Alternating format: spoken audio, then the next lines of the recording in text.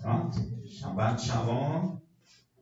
Nós estamos na Parashá Yitro, em português, Jetro, que traduzindo seria abundância, a 17ª porção semanal, ano 5.784, do ano comum de 2024.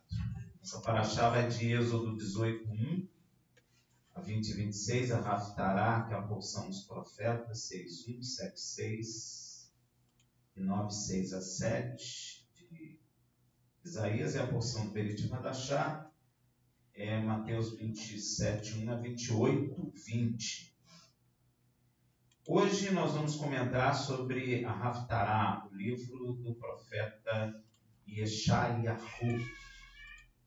um livro em hebraico.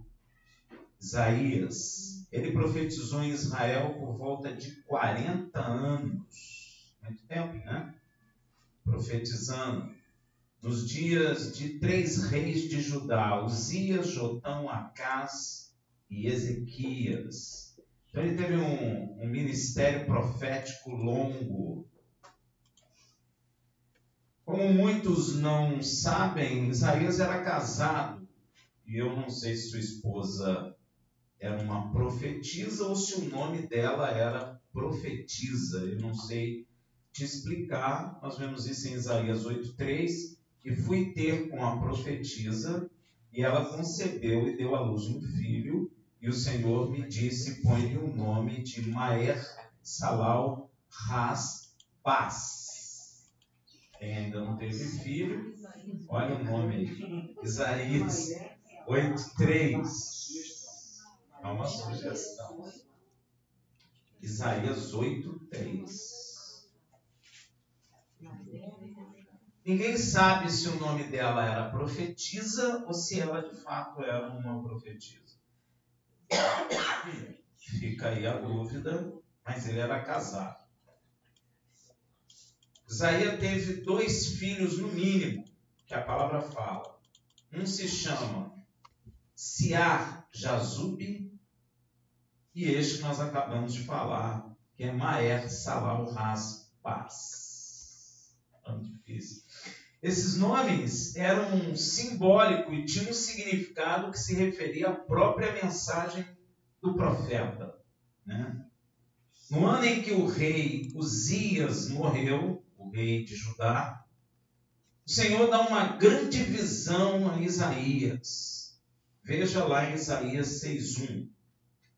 No ano em que morreu o rei Uzias, eu vi o Senhor assentado sobre um alto e sublime trono, e as orlas do seu manto enchiam o templo. Muitos pensam que está falando de Yeshua. Não está falando de Yeshua, que está falando do Pai. E essa visão é a mesma visão que o profeta Micaías teve em 1 Reis 22:19. Micaías prosseguiu: ouve, pois, a palavra do Senhor. Viu o Senhor sentado no seu trono, e todo o exército celestial em pé junto a ele, à sua direita e à sua esquerda. Você pode imaginar que nós já vimos que tinha anjo em torno do Senhor de miríades de milhares. E aqui são todos eles. Você pode imaginar a quantidade de anjos à direita e à esquerda do Senhor. Que também é a mesma cena que foi presenciada por João ao ser arrebatado lá em Apocalipse 4, de 1 a 2. Lembra disso?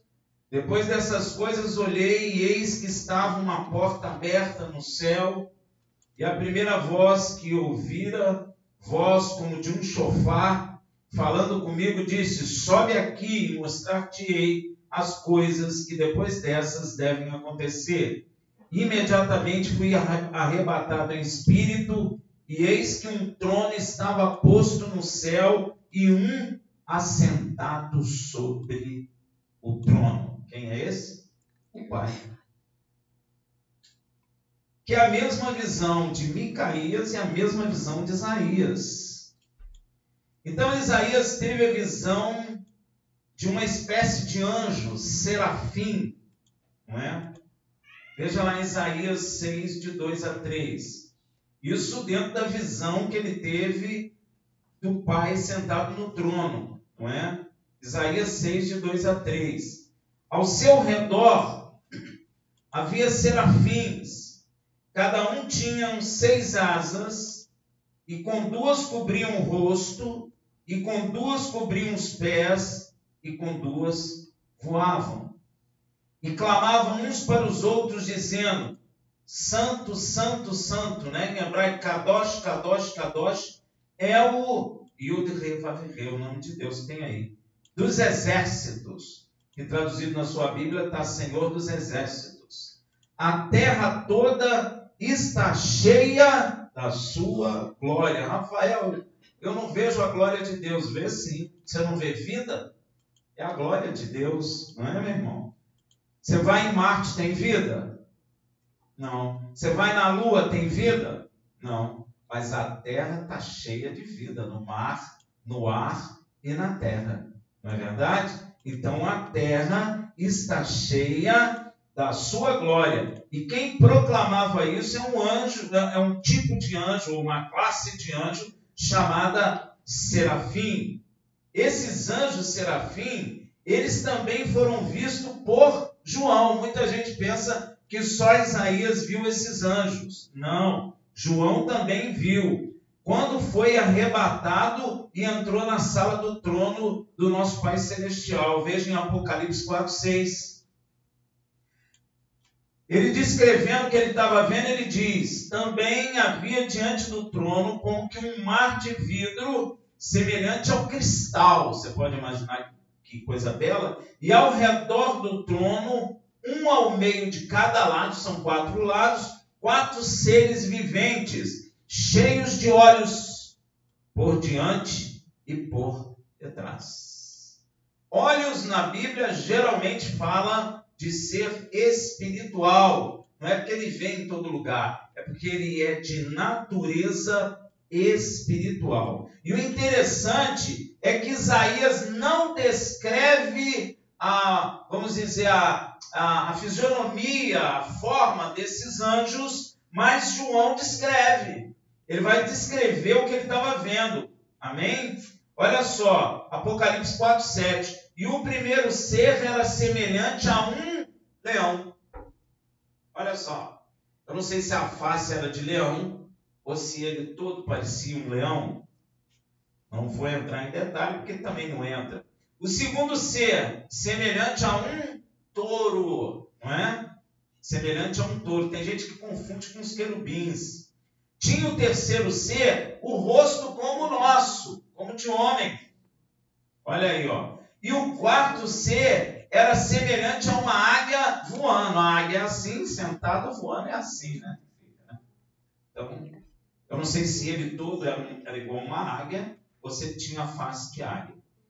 Gente confunde isso aí com os querubins. Os querubins têm 4 faces. Não são 4 cabeças. São 4 faces. A mão direita tem uma face, a mão esquerda tem outra face, atrás tem uma face e na frente tem uma face semelhante de homens. O serafim não. O serafim, cada serafim tem uma aparência ou uma face. Tá bom? Você vai ver que João está falando dos serafins. Não é? Porque olha o que ele fala em Apocalipse 4, 8. Os 4 seres viventes tinham cada um 6 asas. O que Isaías falou. Que ele via os serafins com 6 asas. 2 cobriam o rosto. Por isso ele não pôde descrever qual era o rosto. Concorda? 2 cobriam o pé. Então ele não podia descrever. E 2 voando. Mas João já não os vê voando.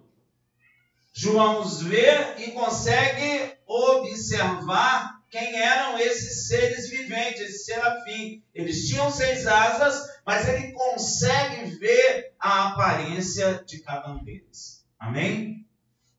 Você vai notar que os querubins têm 4 faces e 2 asas. Os serafins têm uma face e 6 asas. Amém? Tá bom? Então, tirando aí essa mística que todo mundo fica falando que só Isaías viu, não, João também viu. Talvez João tenha visto com mais detalhe, inclusive. Bem? Depois que o profeta Isaías viu os serafins, ele ouve a voz do Senhor que vai clamar uma coisa, olha. E quando ele clama, o templo celestial, aonde ele estava arrebatado, se enche de fumaça, que é a glória de Deus. Veja em Isaías 6,4. E os umbrais das portas, tem tradução diferente aí, se moveram com a voz do que clamava, e a casa se encheu de fumo, de fumaça, exatamente como o templo de Jerusalém se encheu de fumaça quando foi dedicado ao Senhor, quando Salomão terminou de construir. Veja em 1 Reis 8:10. Você vai perceber que as coisas que tem no céu, as coisas na terra são semelhantes às coisas que tem no céu. Então, se no céu enche da glória de Deus, aqui na terra também o encheu. 1 Reis 8:10. E sucedeu que, saindo os sacerdotes do santuário, uma nuvem encheu a casa do Senhor. Então você vê que Deus se fez presente ali no templo terreno construído por Salomão, como Deus se faz presente ou está presente no templo não feito por mão de homens, onde Yeshua entrou. Isaías, vendo toda aquela glória de Deus, vendo a presença de Yud-Heh-Vav-Heh, temeu e se apercebeu pecador. Olha que coisa, a presença de Deus mostra o quanto somos pecadores. A pessoa às vezes não se percebe pecadora porque também nunca teve na presença de Deus. Mas Isaías, ao se aperceber da presença de Deus, ele se vê iníquo, se vê pecador e pede perdão a Deus. Olha aí, ó, Isaías 6,5. Então disse eu, ai de mim, ó, ai de mim, pois estou perdido, porque sou homem de lábios impuros. Olha aí, ó, as pessoas não falam palavrão à torta e à direita aí, achando que está tudo bem, a boca é minha, mas a palavra de Deus fala o quê? Tirai as palavras torpes das vossas bocas. Sabe por quê? Se eu estou falando palavra torpe, é que no meu coração está cheio. Porque a boca fala o que o coração está cheio. Ele diz, ai de mim, pois estou perdido, porque sou homem de lábios impuro e habito no meio de um povo de impuros lábios. Olha só, Israel estava em processo de pecado, em processo de quebra de pacto. Por isso já estava igual às nações ímpias. Às vezes a gente vê crente na igreja falando palavrão e achando tudo normal, mas não está normal. Não está normal. Não é porque é proibido falar, é porque quando você fala, você está mostrando que você tem dentro de você. Por isso que Yeshua, por isso que Yeshua fala assim, ó, vós sois sepulcro caiado, bonito por fora, mas por dentro cheio de coisa podre. É por isso que fala a palavra. Amém? E não consegue evitar, às vezes, quando está junto do povo, começa a soltar as palavras, porque todo mundo acha graça, acha bonita, aí solta mesmo, né? Só que isso vai ficar estreito um dia. E habito no meio de um povo de impuros lábios, e os meus olhos viram o rei. Olha a preocupação dele. Eu sou impuro, meus lábios são impuros, habito no meio de um povo, é Israel, de lábios impuros, e mais, eu vi o Deus Todo-Poderoso, logo vou morrer. Essa era a preocupação dele. Por que vai morrer? Por causa do pecado. Morre mesmo. E aí vai acontecer uma coisa que eu posso dizer a vocês inusitada. Só vejo aqui nesse texto. Veja em Isaías 6,6. Então voou para mim um dos serafins. Voou, trazendo na mão uma brasa viva, que tirara do altar com a sua tenaz, do altar de Deus. Ele foi lá, o serafim, saiu voando, pegou o tenaz. Tenaz é uma ferramenta, não sei se você sabe, cruzada assim, parece uma tesoura gigante, né? Você pega a brasa ali e traz. Você imagina, o anjo teve que pegar com instrumento. Então tem ferro no céu? Hein? Tem que prestar atenção na Bíblia, meu irmão. Pois é. Pode ser. Então acontece essa coisa inusitada. E eu digo inusitado porque olha o que o serafim fala para Isaías. Eu não sei nem explicar isso, mas a gente vai ver. Isaías 6,7. E com a brasa tocou-me a boca e disse. Olha que coisa. Eis que isto tocou os teus lábios. E a tua iniquidade foi e perdoado os teus pecados. É perdoado, expiado. Isso para mim é inusitado, é interessante, porque o pecado é expiado, é perdoado com derramamento de sangue. Sem derramamento de sangue, não há remissão de pecados. Não sei te explicar isso, mas sei te dizer uma coisa.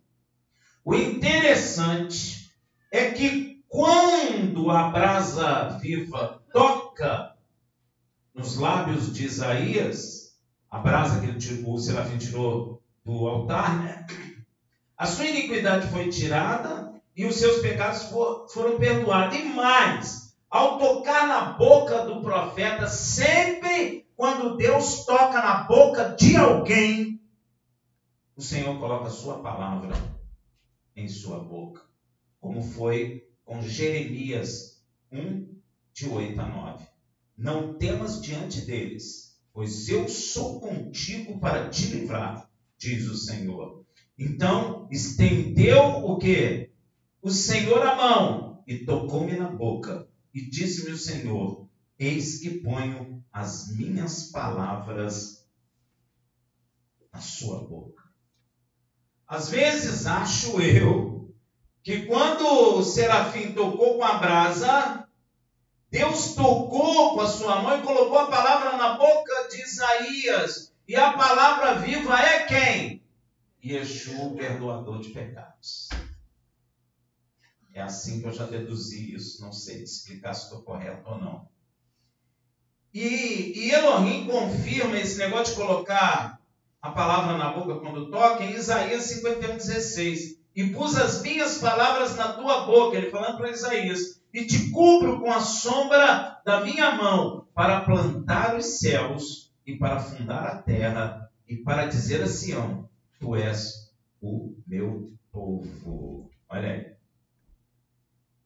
Depois que o Senhor perdoou os pecados de Isaías, livrou ele das iniquidades e o preparou com a sua palavra, o profeta ouve a voz do Senhor proclamando ou clamando uma coisa, Isaías 6,8, depois disso ouvi a voz do Senhor que dizia, a quem enviarei e quem irá por nós? Olha que coisa, nós quem? Hein? Então disse eu, eis-me aqui, envia-me a mim. É possível que esse, quem irá por nós, seja o Pai e o Filho. Amém? O Filho está envolvido nesse processo. E o Senhor, depois de clamar, Isaías fala o quê? Em Isaías 6,8, lá, eis-me aqui, envia-me a mim. Deus primeiro prepara, não é? Deus primeiro perdoa pecado, tira iniquidade, coloca a sua palavra na boca do profeta e depois proclama, quem vai por nós? O profeta se sente ousado e diz, a mim, eis-me aqui, envia-me a mim. Quando Isaías diz, eis-me aqui, envia a mim, o Senhor manda Isaías dizer o maior juízo sobre a nação de Israel. É o maior juízo que eles ouviram. E ele diz, eles ouviram, mas não entenderam nada. E também viram, porém não perceberam coisa nenhuma. Veja Isaías 6, de 9 a 10. Disse, pois ele, vai e diz a este povo, Israel, ouvis de fato e não entendeis, e vedes em verdade, mas não percebeis. Engorda o coração deste povo. Engordar com o quê? O que Deus está dizendo? Torna o coração desse povo insensível ao meu espírito. Engorda o coração deste povo. Endurece-lhes os ouvidos. Feche-lhe os olhos para que ele não veja com os olhos e ouça com os ouvidos e entenda com o coração e se converta e seja sarado, curado. Você percebeu? Esse é o maior juízo que Deus lançou sobre a nação de Israel. É o maior juízo. E este juízo de Elohim para Israel é uma das razões que Yeshua fala parábola em Israel. É por isso que Yeshua vem falando em parábolas, e às vezes as pessoas não entendem. Mateus 13, de 10 a 15. E chegando-se a ele, os discípulos perguntaram-lhe, por que lhes falas por parábola? Respondeu-lhe Yeshua, porque a vós é dado conhecer os mistérios do reino dos céus, mas a eles não lhes é dado, pois ao que tem, dar-se-lhe-á, e terá em abundância. Mas o que não tem, até aquilo que tem lhe será tirado. Ele está falando do reino. Aquilo que vou traduzir para você. Pois ao que tem direito de entender os mistérios do reino dos céus, dar-se-lhe-á e terá em abundância. Mas o que não tem direito a conhecer os mistérios do reino dos céus, até aquilo que tem lhe será tirado. Vai ficar sem nada. Por isso lhes falo por parábola, porque eles vendo, não veem. Ao juízo de Deus.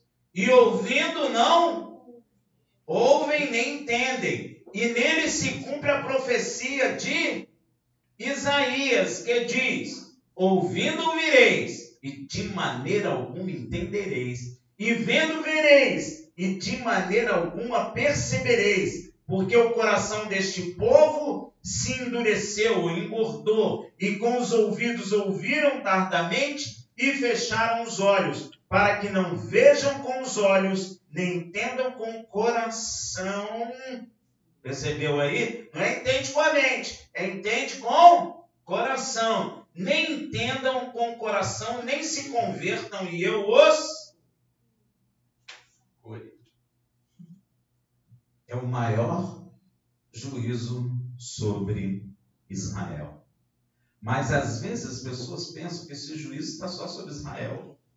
Esse juízo também está sobre todo aquele que ouvindo não entende, vendo não vê. E aí não se convertem em seus corações, e aí o Senhor não vem e não cura. Amém? Isso é praticamente um juízo e uma maldição. Por estes juízos, muitos em Israel não creram em Yeshua. Veja em João 12, de 37 a 43. E ainda que tivesse feito tantos sinais diante dele, Yeshua fez maravilhas. Yeshua curou enfermo, ressuscitou morto, andou sobre as águas, transformou água em vinho. O que mais que ele fez? Transfigurou no monte. Fez maravilhas. Maravilhas. A Bíblia diz que o que Yeshua fez foi tanto que não caberia em livros. Então você imagina. Então, e ainda que ele tivesse feito tantos sinais diante deles, não creram nele, para que se cumprisse a palavra do profeta Isaías, que diz: Senhor, quem creu na nossa pregação e a quem foi revelado o braço do Senhor? Ó, quem creu na nossa pregação e quem foi revelado o braço do Senhor? Quem é o braço do Senhor? Yeshua. Por isso não podiam crer. Então Isaías disse outra vez: cegou-lhe os olhos e endureceu-lhes o coração, a fim de que não vejam com os olhos e compreendam no coração e se converta e os cure. Isaías disse isso quando viu a sua glória e falou dele. Apesar de tudo, até muitos dos principais creram nele, mas não confessavam por causa dos fariseus, para não serem expulsos da sinagoga, porque amavam mais a glória dos homens do que a glória de Deus. Quero dizer para vocês, um dos maiores perigos de rejeitarmos a Yeshua é amarmos mais a glória do homem do que a glória de Deus. Amarmos mais os nossos amigos do que amarmos a Deus. E a palavra de Deus diz o que? Amarás a Deus sobre todas as coisas. E muitas vezes nós amamos mais as coisas dos homens. O aplauso do homem, o dinheiro que o homem dá, a fama que o homem dá. E aí, às vezes, a gente não quer perder isso. Porque por meio de Yeshua, nós não temos glória de homem. Ou você tem a glória do homem, ou você tem a glória de Deus. Se você receber a glória do homem, não receberá a glória de Deus. E você nota que as pessoas que recebem glória do homem têm uma dificuldade muito grande de aceitar Yeshua. Porque a glória do homem é boa. Ela é temporária, mas ela é boa. A gente fica com o coração feliz. Não é verdade? Puxa, o maior jogador do mundo, o maior ator de Hollywood, a maior atriz de Hollywood. A pessoa passa, todo mundo faz o quê? Bate palma. Tem gente até que desmaia. Não é? É ou não é? O cantor country agora está na moda, né? Esses cantores aí, sertanejo, country, tá mesmo. Eles estão fazendo um sucesso tremendo, eles gostam. Aí bota brinco com a cruz aqui, e as mulheres ficam loucas, e cara quase caem por terra. Todos estão condenados, tanto o cantor como o público. Amém, meu irmão? Porque o público está cedendo a glória humana, e o outro está recebendo a glória do homem. Por isso que Yeshua diz: como podeis crer se buscai a glória um dos outros? Não é verdade? Vamos botar a nossa mão na calçada da fama. Né? Se não põe, fica até frustrado. Porque ali é o bambambam de Hollywood. Pois é, tem que ser muito aplaudido. Pois é. Tem que estar cheio de glória humana. Então, meu irmão, as pessoas que buscam a glória humana certamente não vão crer. E o interessante é que Elohim estabeleceu um tempo para este juízo durar sobre Israel. Ele estabelece. Pois o próprio profeta pergunta ao Senhor: até quando? Isaías 6:11. Então disse eu: até quando, Senhor, vai durar isso? Vai durar essa maldição? Vai durar esse juízo? E respondeu: até que sejam assoladas as cidades, e fiquem sem habitantes, e as casas sem moradores, e a terra seja de todo assolada.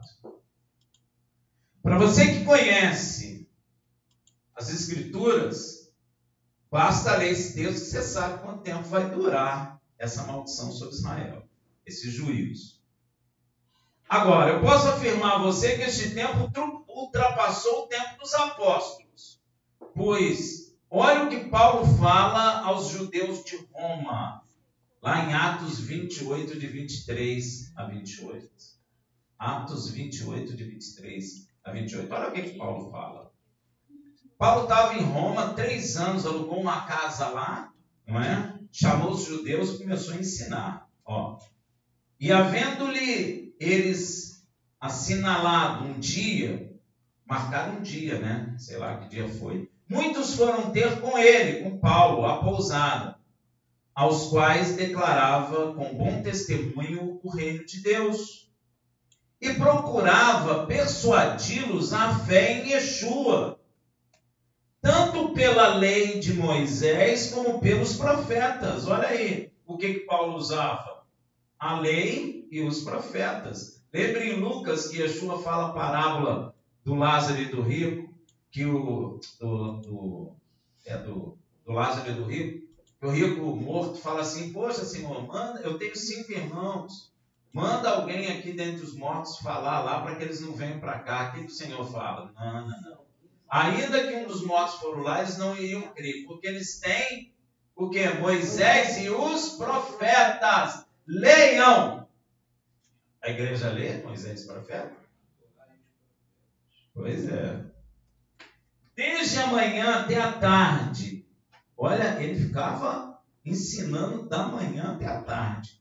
E alguns criam no que se dizia, mas outros não criam.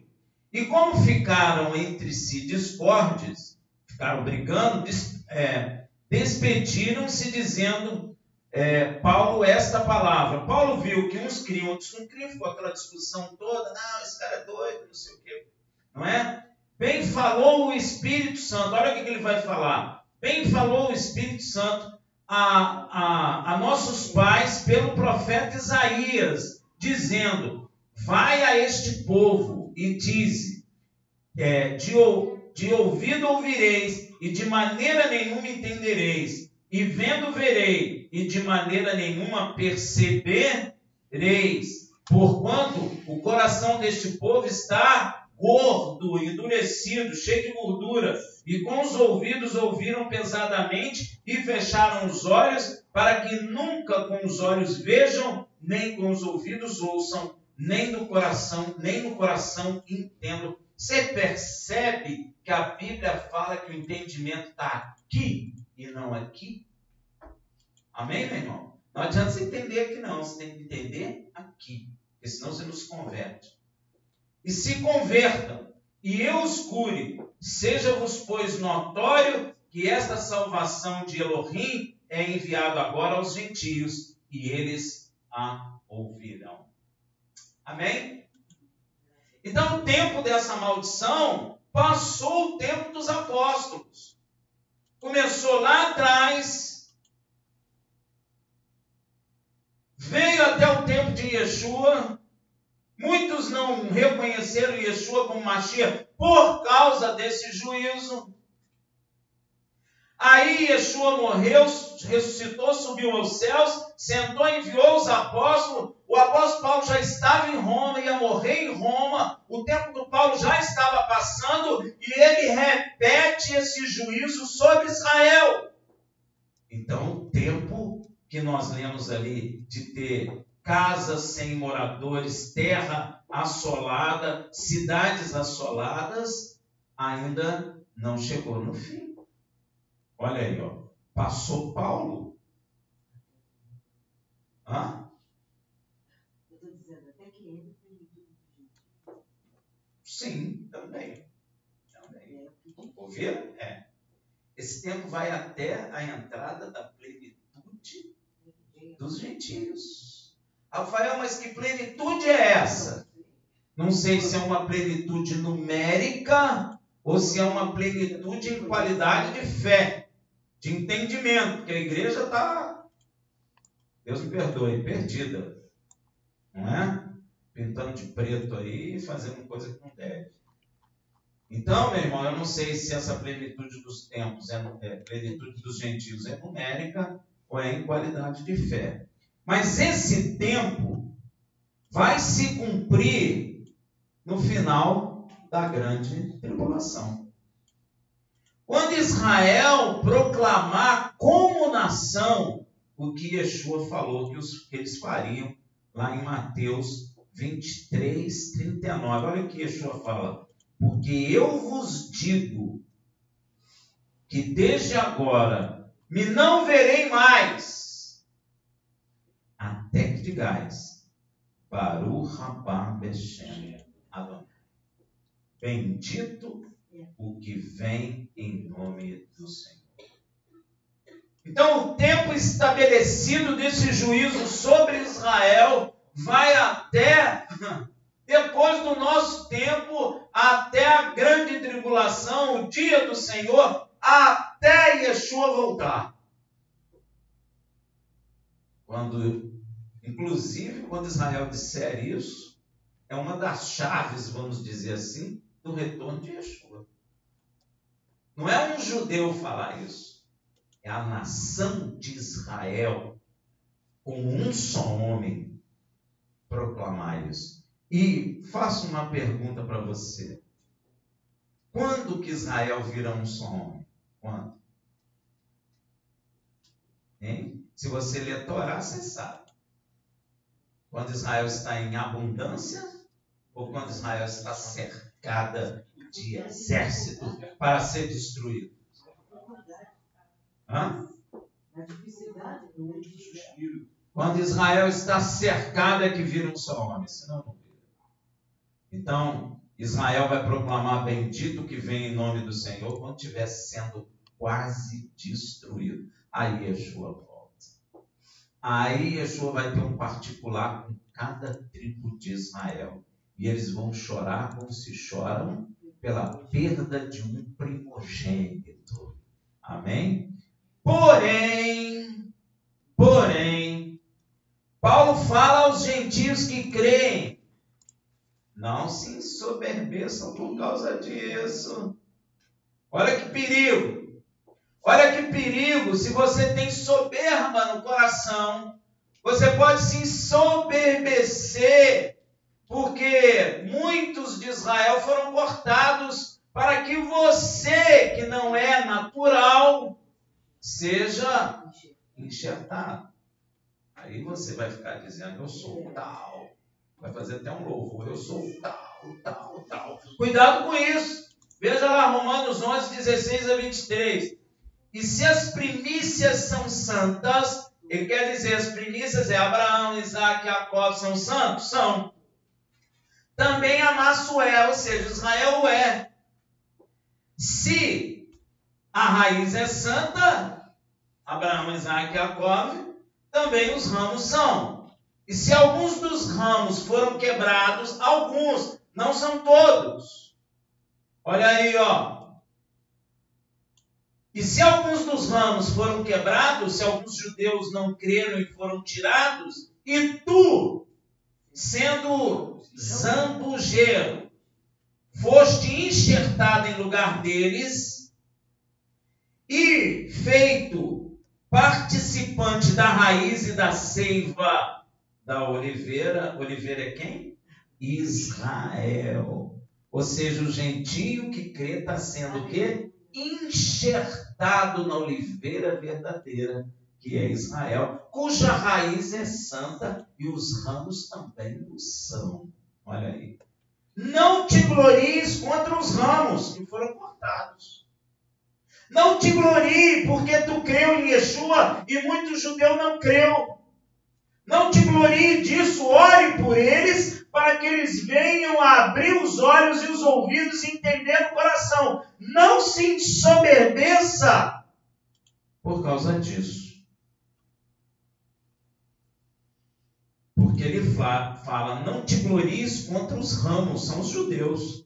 E se contra eles te gloriares, não és tu que sustenta a raiz. Não é você, gentio, que sustenta a raiz. Quem sustenta a raiz é Deus, é Elohim, é o Deus de Abraão, Isaac e Jacó. Mas a raiz a ti, olha que loucura, você está sendo enxertado na oliveira verdadeira que é Israel e está se gloriando contra os ramos de Israel. Olha que loucura. Total. A igreja nem fala de Israel, está sendo enxertada. E fala mal de Israel. Olha que loucura, quanta gente vai ser condenada dentro da igreja. Hein? Falta de entendimento, né? Não és tu que sustenta a raiz, mas a raiz a ti. Dirá, pois, os ramos judeus foram quebrados, alguns, para que eu fosse enxertado. Está bem, é verdade isso. Pela sua incredulidade foram quebrados. E tu está em pé pela fé. Tu está enxertado pela fé. Eles foram cortados pela incredulidade. Não todos, alguns.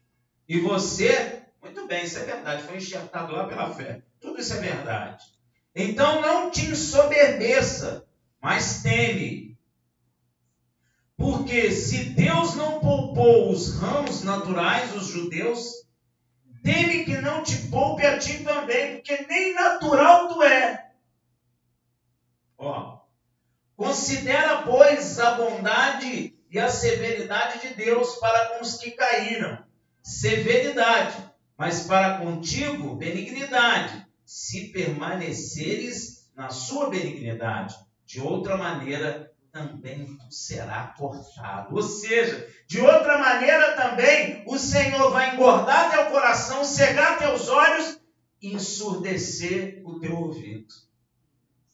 Ou seja, aquele juízo que caiu sobre Israel vai cair sobre ti. Ó.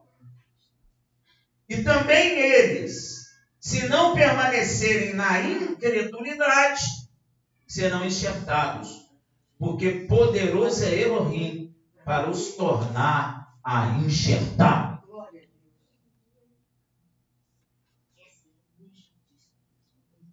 O que quero que tu entenda, meu irmão, é que esse juízo de Deus sobre Israel tem a duração desde Isaías até o final dos tempos, mas esse juízo cai também sobre aqueles que se ensoberbecem na igreja. Eles ficam cegos, surdos e não entendem em seus corações e também serão cortados, porque Deus é poderoso para fazê-lo. Parando para pensar hoje, eu fiquei meditando. Quantas pessoas são antissemitas dentro da igreja? Quantas pessoas nem ligam para Israel? Quantas pessoas dentro da igreja estão até contra Israel? Quantos? Diz para mim. Pastores, profetas, falando Israel está errado. Israel tem que dar terra deles, mas Deus falou, ai daquele que dividir minha terra. A igreja de Cristo não pode estar contra Israel, porque a igreja de Cristo tem que estar enxertada na oliveira, que é Israel, e a raiz é santa, e quem sustenta a raiz é o próprio Deus. Por isso que Israel não foi destruído, porque um dia eu estava aqui em casa, eu não sei se eu estava orando ou meditando nas coisas de Deus, veio no meu coração assim: a salvação, o convite é individual.